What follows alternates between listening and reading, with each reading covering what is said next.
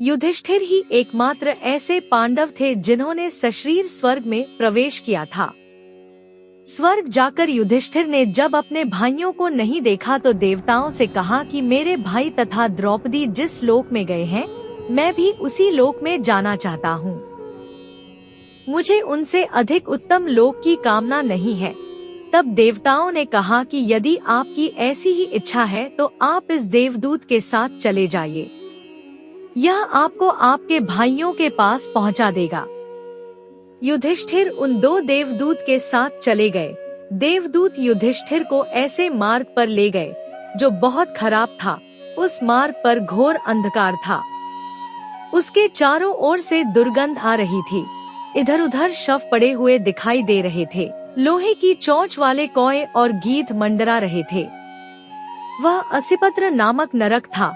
वहाँ की दुर्गंध से परेशान होकर युधिष्ठिर ने देवदूत से पूछा कि हमें इस मार्ग पर और कितनी दूर चलना है और मेरे भाई कहाँ हैं?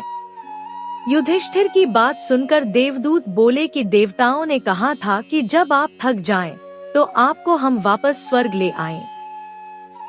यदि आप थक गए हो तो हम पुनः लौट चलते हैं।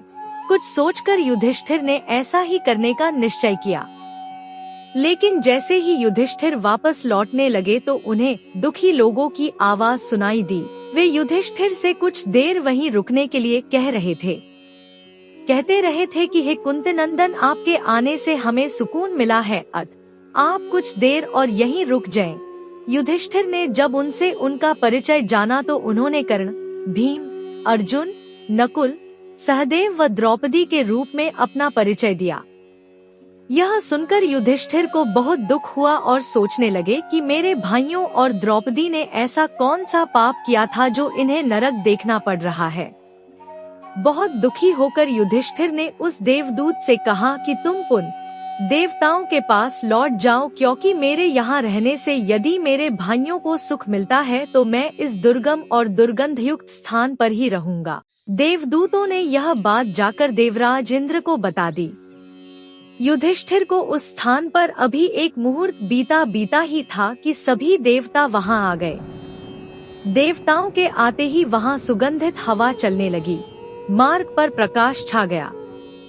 तब देवराज इंद्र ने युधिष्ठिर को बताया कि तुमने अश्वत्थामा के मरने की बात कहकर छल से द्रोणाचार्य को उनके पुत्र की मृत्यु का विश्वास दिलाया था। इसी के परिणाम स्वरूप तुम्हें भी छल से ही कुछ देर नरक के दर्शन पड़े। अब तुम मेरे साथ स्वर्ग चलो, वहाँ तुम्हारे भाई व अन्य वीर पहले ही पहुँच गए हैं। देवराज इंद्र के कहने पर युधिष्ठिर ने देव नदी गंगा में स्नान किया। स्नान करते ही उन्होंने मानव शरीर त्याग करके दिव्य शरीर धारण कर लिया। इसके बाद बहुत से महर्षि उनकी स्तुति करते हुए उन्हें उस स्थान पर ले गए जहाँ उनके चारों भाई कर्ण, भीष्म, धृतराष्ट्र, द्रौपदी आदि आनंद पूर्वक विराजमान थे। युधिष्ठिर ने वहां भगवान श्री कृष्ण के दर्शन किए। अर्जुन उनकी सेवा कर रहे थे। युधिष्ठिर को आया देख श्री कृष्ण व अर्जुन ने उनका स्वागत किया।